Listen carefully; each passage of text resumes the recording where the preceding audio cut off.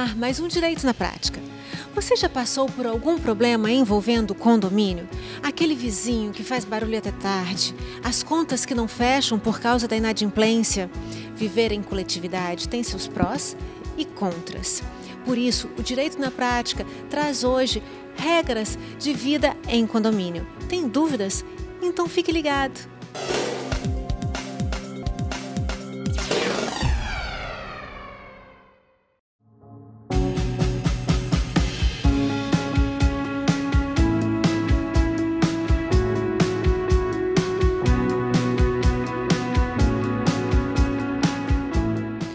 Condomínio em que vivem diversos tipos de pessoas, com valores, pontos de vista e realidades diferentes, é comum ocorrer conflitos. Também é comum existirem dúvidas sobre as regras e funções de cada um. No dia a dia, os problemas surgem, mas cabe a quem resolvê-los? Eu estou com Paula Cordeiro, que é assessora de síndico, e vamos conversar agora sobre algumas questões da vida em condomínio. Paula, onde é que estão estabelecidas as regras de convivência em um condomínio?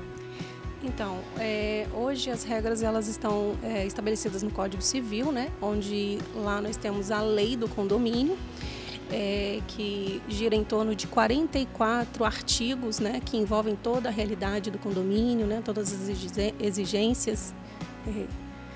E então é de lá que surgem, né, as regras a serem seguidas e futuramente estabelecidas em convenções, né, em regimentos registrados para que o condomínio siga essas regras, né? E qual é a diferença do regimento interno da convenção de condomínio? Porque acredito que muitas pessoas têm dúvida do que diz os dois documentos. Sim. Então, a convenção ele tem um caráter obrigatório, né, no condomínio. Então, ele vai tratar, fazendo uma analogia, ele vai tratar especificamente da estrutura do condomínio. Então, é obrigatório que seja tratado lá, é indispensável, né, que seja tratado na convenção, quórums,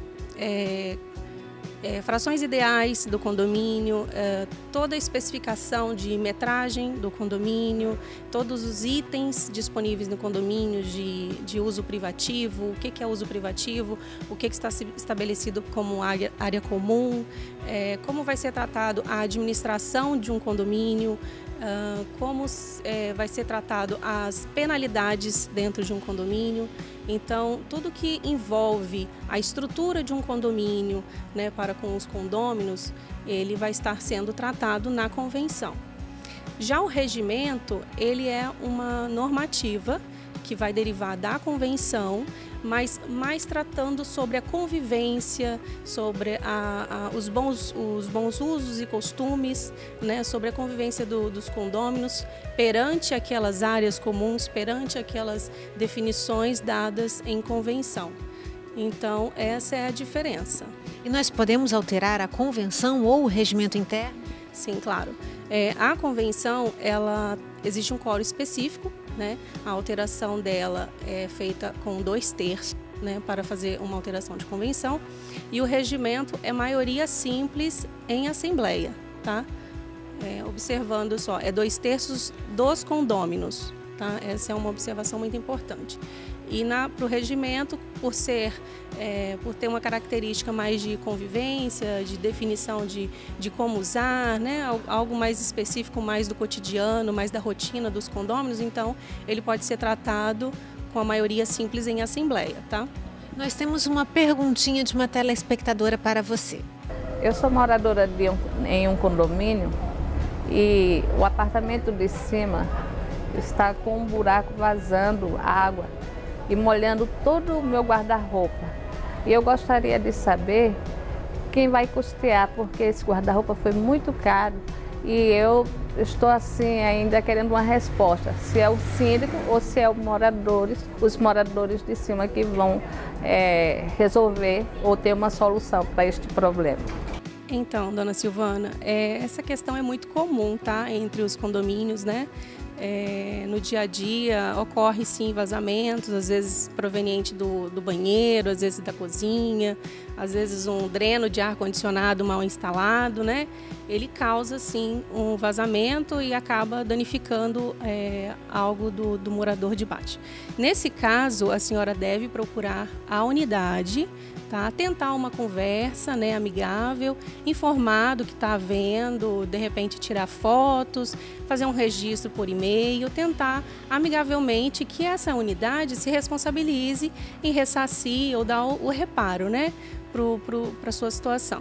Na negação desta unidade em reparar, né, essa causa, esse dano, aí sim você solicita que o síndico intervenha, né, junto à sua administração, notifique e tome as providências legais para que essa unidade se responsabilize e faça o reparo. E se no caso aí de dona Silvana, o proprietário da unidade em que está vazando concorda, ele topa efetuar a obra, mas ele não faz. Ele diz que vai fazer, mas ele não faz. E aí, há uma intervenção do síndico? Sim, então, por isso que eu insisto que essa unidade, ao se tentar uma conversa, que seja registrada, né, de alguma forma, né? Hoje você tem e-mails, você tem o WhatsApp, então você pode fazer um pequeno registro para que você mantenha um histórico também, para que o síndico também depois, no momento em que ele for fazer a notificação, ele tenha um respaldo de um registro, né, histórico de que aquela unidade já tentou entrar em contato e ainda assim ele não o fez. Então, esse primeiro contato é legal, mas o síndico também pode intervir ajudando aí a resolver essa situação. Deixando a questão judicial para depois. Para o último caso, né? A gente está falando em condomínio, então o síndico tem que sempre frisar pela boa convivência das pessoas, entende? E evitar ao máximo esse extremo de justiça, né? Nós temos agora a pergunta do Arthur. No condomínio onde nós moramos lá, e já tem muitas pessoas querendo alugar as unidades nesses sistemas de aplicativo tipo Airbnb. Mas tem muita gente insatisfeita com essa situação.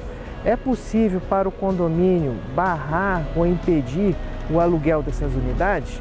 Então, Arthur, essa é uma matéria nova, né? Mas já está sendo discutido sim, e já temos algumas jurisprudências que enxerga como essa locação, ela não tem uma natureza comercial, né? Então, o condomínio, por sua vez, ele não pode inibir ou proibir que uma unidade faça sua locação. Contudo, esta unidade, ela é responsável, né, pelo aquele inquilino ou aquele hóspede que ali estará por um período. Então, ela tem que manter o cadastro atualizado, ela precisa manter esse cadastro, manter todas as informações, ela precisa passar para essa pessoa, né, ou esses hóspedes, as regras do condomínio, a convenção. Então, ainda não temos nenhuma proibição, nem nada tratando sobre isso, assim, a princípio. Nós temos agora a pergunta da Bárbara. Eu sou Bárbara, moro no bairro de Taparica e minha dúvida é, quando acontece do cachorro fazer suas necessidades em área comum do condomínio, o que deve ser feito, as providências que devem ser tomadas? Então, Bárbara, já é de conhecimento de todos, né, sobre o convívio de animais domésticos, né, nos condomínios. Isso tem sido bem polêmico, né, sempre foi, na verdade. E quando há uma incidência dessa de um cachorro ter feito as suas necessidades no condomínio, primeiramente o bom senso do seu próprio dono de imediatamente fazer a limpeza, né? Até para que evite, né, mais conflitos e questionamentos com relação à sua circulação no condomínio.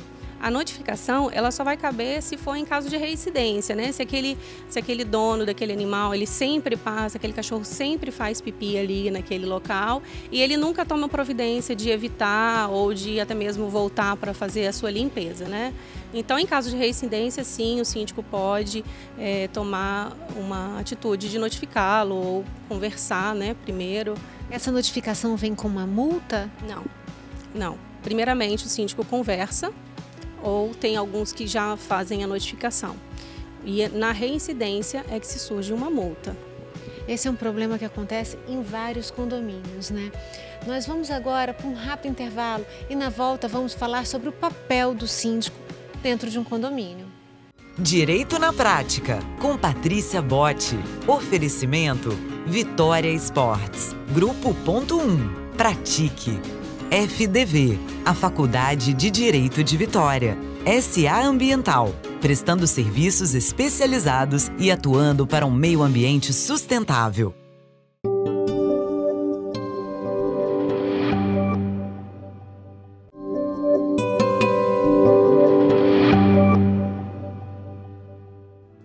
Estamos de volta e vamos começar com a pergunta da telespectadora Gisele.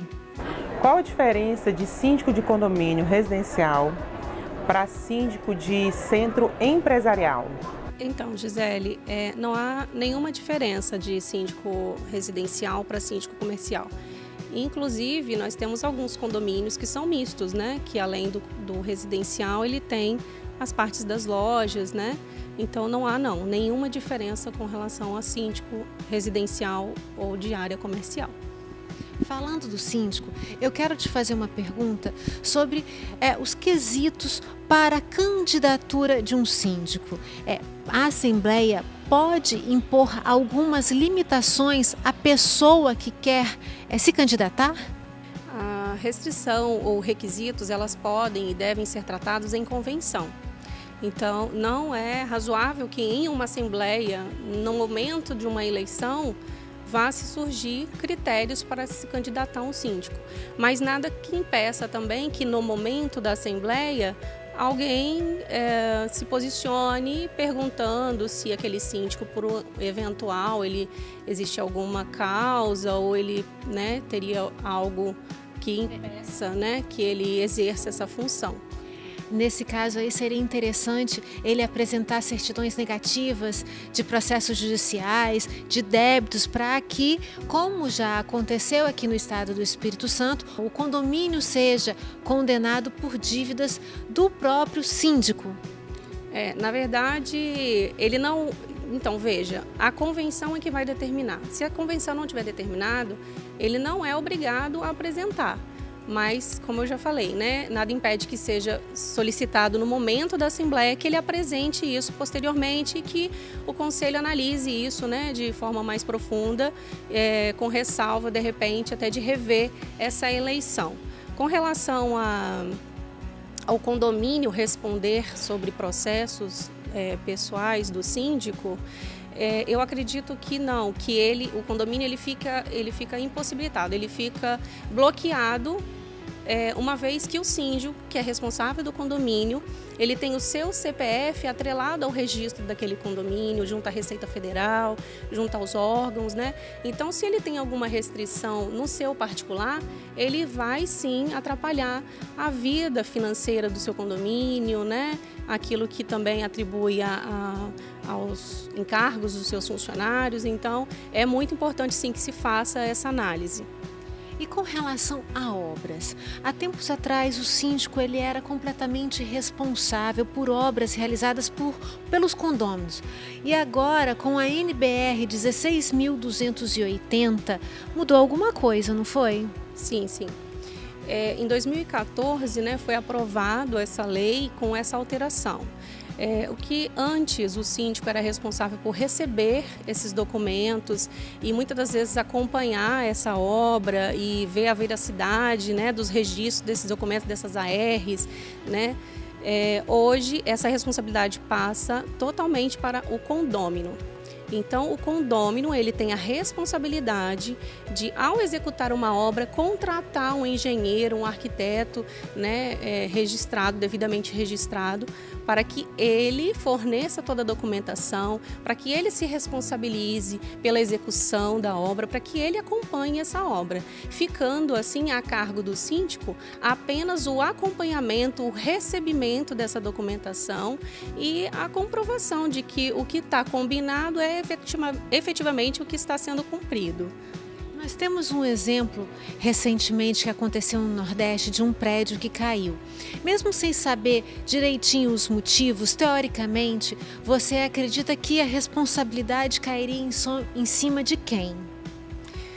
Então, se esse síndico se muniu de toda a documentação, porque ele deve ter contratado engenheiros, né, especialistas, se ele está munido de toda a documentação que esse engenheiro se responsabilizou que pela execução, assim como pelas documentações, ele vai responder corresponsável, mas assim, o principal responsável é o engenheiro, principalmente aquele que acompanhou a execução do serviço, né?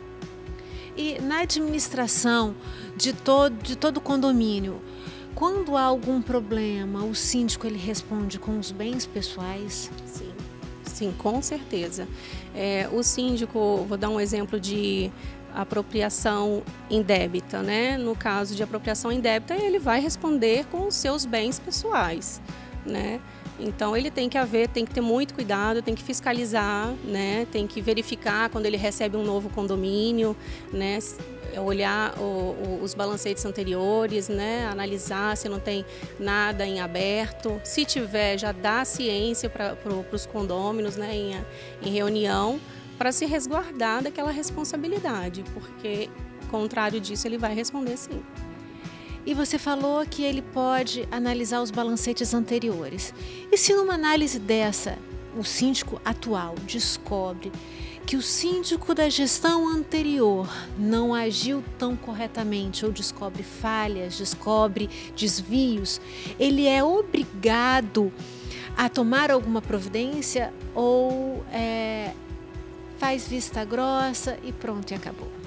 Então, quando o síndico ele é eleito, ele cumpre um novo mandato. Então, aquele mandato anterior, provavelmente, ele já está com as contas aprovadas em assembleia.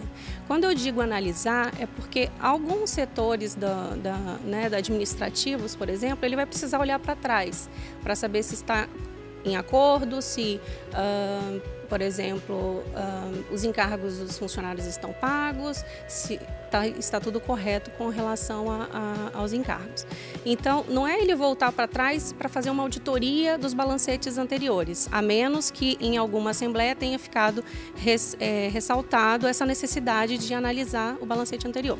Mas havendo, sim, um descobrimento de algo ilícito ou algo irregular, ele deve imediatamente chamar uma assembleia para dar ciência aos condôminos, porque neste momento é que vai ser tomada uma decisão de se vai entrar na justiça, o que vai ser feito, né?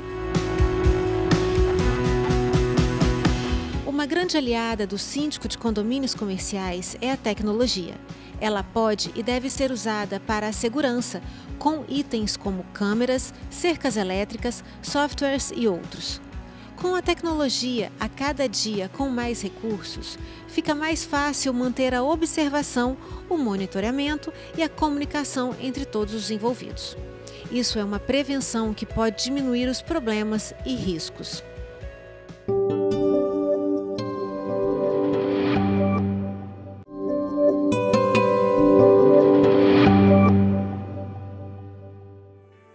Estamos de volta e vamos agora tratar de um assunto que é quente em condomínio, taxas condominiais, não é, Paula? É demais, essas são demais. As taxas que são pagas mensalmente pelos condôminos, elas cobrem o quê? Então, essas taxas elas são ordinárias, né? São rateios que provêm de despesas de pessoal, né? Despesas administrativas, despesas de contratos, de manutenção, né? E entre outras. Então é feito um rateio, né? E é chegado ao valor das taxas do item condomínio. E quando o condômino não paga o boleto na data especificada, quais são os acréscimos ali inseridos? Então, hoje o código ele prevê um acréscimo de uma multa de até 2%, né? 1% de juros ao mês e correções monetárias, né? E a taxa administrativa é cobrada? Sim, a taxa administrativa ela é contratada, né? Junto com o contrato de uma administradora ou junto com o contrato de um setor jurídico. O síndico, com a sua autonomia e poderes, ele tem poderes a delegar serviços administrativos. Nesses serviços administrativos, as administradoras elas mantêm um setor específico para a cobrança. Então, dentro desse contrato, é previsto 10% de taxa para os custeios da despesa desse setor, né? Com impressão de boletos, envios de boletos, ligações, muitas das vezes interurbanas, né? Impressão de boletos, segundas vias. Então, isso tudo gera um custo e isso está contratado pelo condomínio, né, juntamente na figura do síndico. Então, ela é legal o pagamento dessa taxa de 10%, tá? O síndico, ele pode tirar qualquer desses acréscimos? Não. Não é indicado que ele faça isso, não é correto, né? Na iminência, na necessidade de se tirar algum acréscimo, isso deve ser levado em assembleia, deve ser dado à ciência de todos o motivo, a necessidade daquele condômino, né? Comprovada essa necessidade, a assembleia ela pode autorizar a retirada desse acréscimo. Cabe ao síndico apenas a flexibilização para um parcelamento, um prazo um pouco maior, né? Então, não a retirada. O condômino inadimplente, ele fica impossibilitado de votação em assembleia. Mas, contrapartida, o síndico ele precisa ter muita sabedoria para conduzir isso numa assembleia, porque de tal forma que ele não pode fazer com que esse condômino passe uma situação vexatória. Né? Ele não pode dizer, olha, você está inadimplente e não vai votar. Ele precisa tratar isso de forma mais amena, né? Ele precisa tratar isso com sabedoria. E no caso, se tem um imóvel dentro do condomínio que ele está vazio, o síndico ele é obrigado a encaminhar o boleto para um outro local, claro, o proprietário pedindo, né? Sim, a unidade autônoma, o seu proprietário, ele é responsável por manter o cadastro junto ao condomínio atualizado. Então, uma vez que não há moradores naquele local, ele precisa atualizar e informar ao síndico ou administradora responsável para que local que vai ser enviado o boleto, né?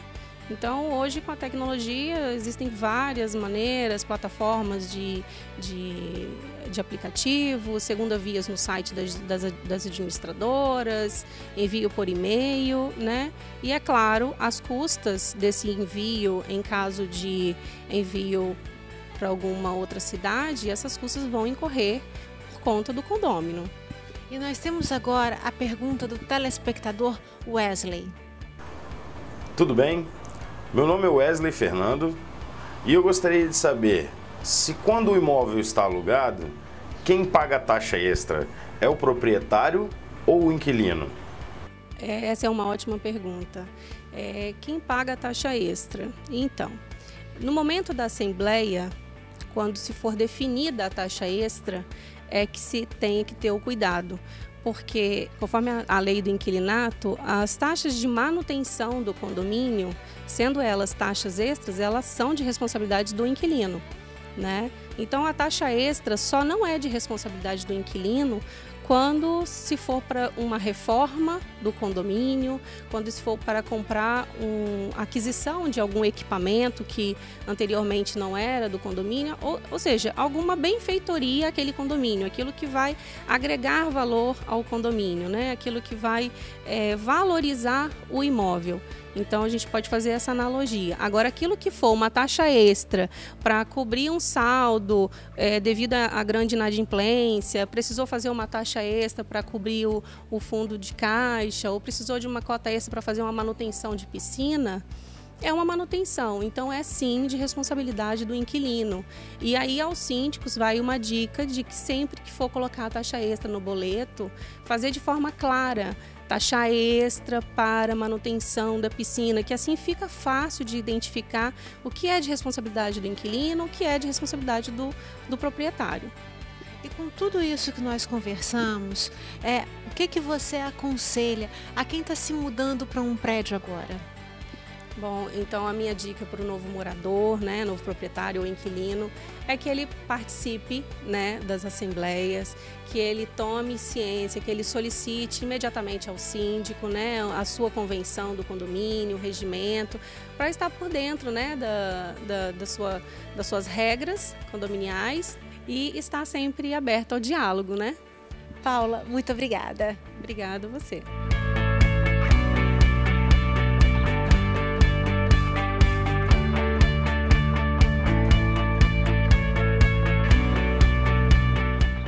Ficamos por aqui com mais um Direito na Prática. Gostou do tema de hoje? Quer rever este e outros programas? Então siga o nosso canal nas redes sociais e tem alguma questão, alguma sugestão para nos dar? Mande e-mail para tvdireitonapratica@gmail.com. Até o nosso próximo encontro. Direito na Prática, com Patrícia Botti. Oferecimento Vitória Esportes. Grupo Ponto 1. Pratique.